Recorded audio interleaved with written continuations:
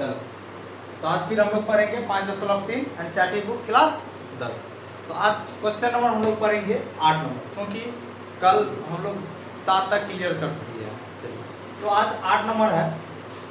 8 number सवाल कह रहा है कि उस एपी के प्रथम 51 पदों का योग ज्ञात कीजिए जिसके दूसरे और तीसरे पद दे के रखा है।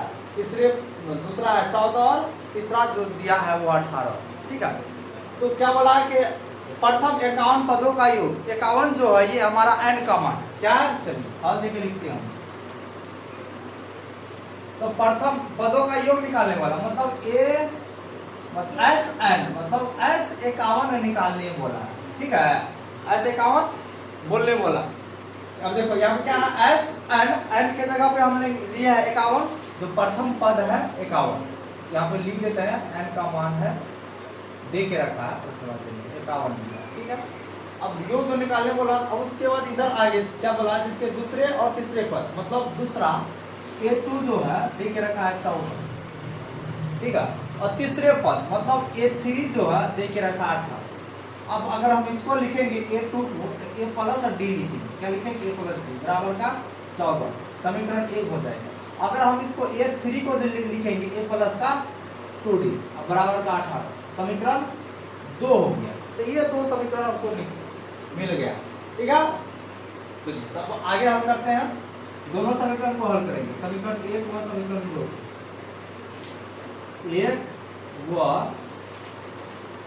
समीकरण 2 से देखो क्या हमारा A प्लस D बराबर का 14, दूसरा जो है A प्लस का 2D है बराबर का 18। चलो इसको हम निकाल देते हैं, ये विलोपन विधि से कटेगा। चलो तो चीज चेंज करेंगे, आगे प्लस है तो माइनस, प्लस है तो माइनस, यहाँ पर प्लस है तो माइनस, प्लस माइनस सेम रहेगा तो कट जाता है, तो कट गया। अब माइनस का 2D है, यहाँ पे 1 भी है, तो 2 में से 1 जाएगा तो 1 नहीं बचेगा, माइनस का D आएगा। इधर 18 में से 4 घटेगा, बड़ा माइनस तो माइनस का आएगा, 18 में 4 गया तो 4, इधर का माइनस माइनस कैंसिल, तो D बराबर आ गया हमारा 4। D बराबर कितना आ गया हमारा 4, D का मान 4 आया। अब समीकरण 1 हो या 2, 1 में रखे या 2 में, D का मान रखेंगे निकल जाएगा। तो यहाँ पे लिखते हैं समीकरण 1 में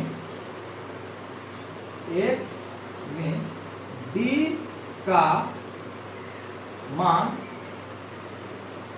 रखने पर एक हमारा क्या है, A प्लस D बराबर का 14, A प्लस D का मान आया 4 बराबर 14।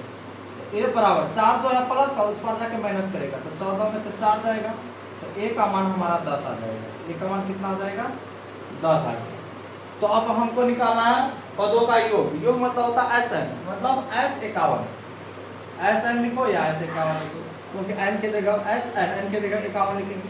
तो फॉर्मूला होता है n बटे 2, 2A प्लस n माइनस का 1, n2 का D।